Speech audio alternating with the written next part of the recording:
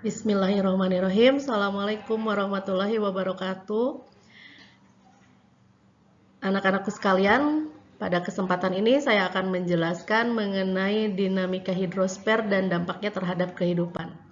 Adapun kompetensi dasar yang akan dicapai adalah menganalisis dinamika litosfer dan dampaknya terhadap kehidupan, menyajikan proses dinamika hidrosfer menggunakan peta, bagan, gambar, tabel, grafik, video, dan atau animasi. Sedangkan tujuan pembelajarannya itu adalah melalui model discovery learning dan pendekatan saintifik, peserta didik diharapkan dapat mengumpulkan informasi, mengasosiasikan dan mengkomunikasikan di depan kelas tentang dinamika hidrosfer dan dampaknya terhadap kehidupan secara jujur, bertanggung jawab, percaya diri, pantang menyerah, responsif, dan proaktif, serta mampu berkomunikasi dan bekerja sama dengan baik. Baik, kita mulai pembelajaran hari ini. Kalian boleh memperhatikan di sini ada peta dunia, di mana kalau dari gambaran permukaan bumi di sini, kalian bisa melihat bahwa yang paling dominan di permukaan bumi itu adalah bagian perairan. Nah, yang perairan ini sebetulnya untuk hidrosfer sendiri ada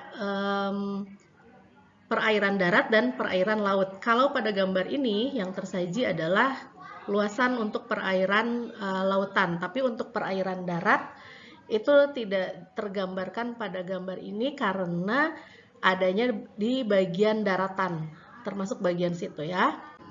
Selanjutnya nih, kita akan membahas mengenai pengertian hidrosfer sendiri.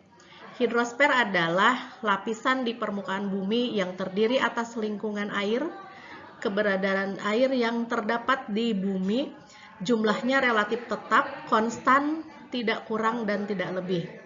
Air yang ada di bumi tidak pernah habis ataupun bertambah karena mengalami yang namanya perputaran atau dikenal dengan sebutan siklus hidrologi.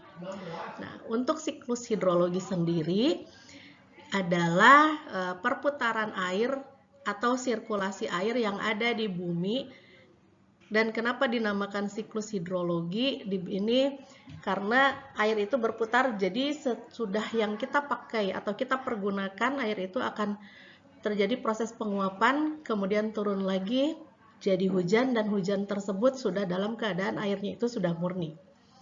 Selanjutnya, untuk siklus hidrologi itu ada 3 macam. Yang pertama siklus berdaur pendek, yang kedua siklus berdaur sedang, dan yang ketiga siklus berdaur panjang. Dalam proses terjadinya siklus hidrologi ada beberapa istilah yang mungkin seharusnya memang kita kuasai.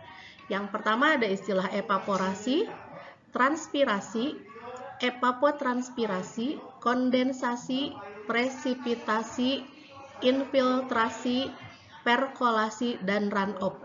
Untuk itu silahkan kalian cari pengertian dari istilah yang ada di sini. Nah, selanjutnya ini untuk gambar siklus hidrologi berdaur pendek.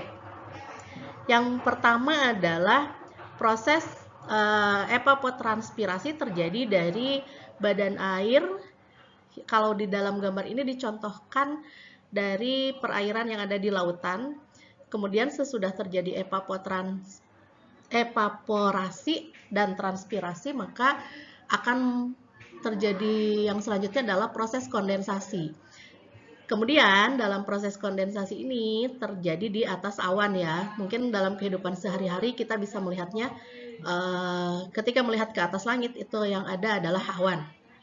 Nah, dalam awan tersebut ketika sudah mengalami kondensasi yang maksimal maka akan diturunkan sebagai hujan. Yang selanjutnya ini gambaran untuk siklus air berdaur sedang. Siklus ini dimulai dari penguapan air dari badan air maupun dari tempat yang di permukaan bumi di mana kemungkinan terdapat air. Bahkan di sini dicontohkan dari tumbuhan yang ada di permukaan bumi. Kemudian proses selanjutnya adalah kondensasi dan dalam awan tersebut ketika terjadi proses kondensasi ditiup oleh angin, kemudian awannya berpindah atau kondensasinya berpindah ke wilayah daratan, baru dari situ turun hujan dan air hujannya mengalir di sungai dan kembali lagi ke lautan. Kemudian yang ketiga, ada siklus hidrologi berdaur panjang. Untuk siklus hidrologi berdaur panjang ini dimulai dari proses evapotranspirasi, kemudian kondensasi, dan kondensasinya itu sesudah terjadi kemudian tertiup angin, ada yang disebut dengan proses adveksi. Kemudian kondensasinya sudah maksimal, maka akan diturunkan sebagai presipitasi atau hujan. Nah, di dalam siklus hidrologi berdaur panjang, hujan yang terjadi itu adalah hujan yang mungkin jatuhnya sebagai titik air ataupun sebagai salju. Karena kalau terjadi hujannya di daerah yang dataran tinggi, maka jatuhnya air hujan itu berbentuk butiran es. Kemudian ketika sudah mencapai permukaan bumi atau terjadi presipitasi, maka air tersebut esnya itu akan mencair menjadi bagian dari air sungai atau aliran air sungai itu disebut dengan runoff. Kemudian ada juga air yang meresap ke dalam tanah yang disebut dengan prosesnya infiltrasi. Selanjutnya akan kembali lagi ke laut. Nah, itu yang disebut dengan siklus hidrologi berdaur panjang. Nah, untuk materi hidrosfer ini, maka dari penjelasan yang tadi mudah-mudahan dapat menjadikan pembelajaran hari ini bisa dipahami oleh kalian semua. Selamat belajar. Terima kasih.